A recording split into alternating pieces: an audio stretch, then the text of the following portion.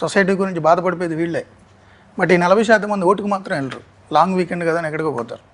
అదే పల్లెల్లో చూడండి మీరు, ఓటు వేయడానికి బూత్కి వెళ్ళేసరికి ఎవరైనా దొంగ ఓటు వేస్తారనుకో, నేను చచ్చిపోయాను అనుకుంటున్నావా, ఓటర్ల జాబితాలో నా పేరు లేదా, నేను చచ్చిన శవం కింద లెక్క అని గొడవ పడతారు. అందుకనే అన్నది, మీరు దేశానికి భారం ఓటు వేయకపోతే దేశం వదిలి వెళ్ళిపోండి, లేదంటే చచ్చిపోండి. కొంచెం హార్ష్గా ఉంటుంది కానీ నిజంగానే ఈ దేశాన్ని డిసైడ్ చేసేది ప్రజలు. రాచరికంలో లేం కదా. సో ప్రజలు డిసైడ్ చేయాలి ఎవడు పాలించాలి అనేది. అంత గొప్ప యాక్టివిటీని పక్కన పడేసి ఏదో పెద్ద పనులు ఉన్నట్టు ఏదో ఒకటి చేస్తా తిరుగుతా, మళ్ళీ అది అయిపోగానే 4 సంవత్సరాలు 364 రోజులు తెగ తిడుతుంటాడు పాలకుల్ని. అరే నువ్వు డిసైడ్ చేయలేదు కదా, నువ్వేందో తిడతావు.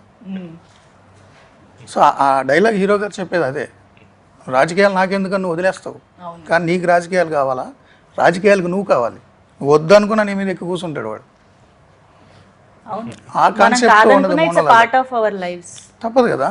ఇప్పుడు మీరు ఇక్కడికి రావాలన్నా ఏ రూట్లో రావాలి, ఎలా రావాలి, ట్రాఫిక్ రూల్స్ ఏంటి, బైక్ మీద హెల్మెట్ పెట్టుకోవాలా పెట్టుకోవద్దా అన్ని డిసైడ్ చేసేది పాలకవర్గం.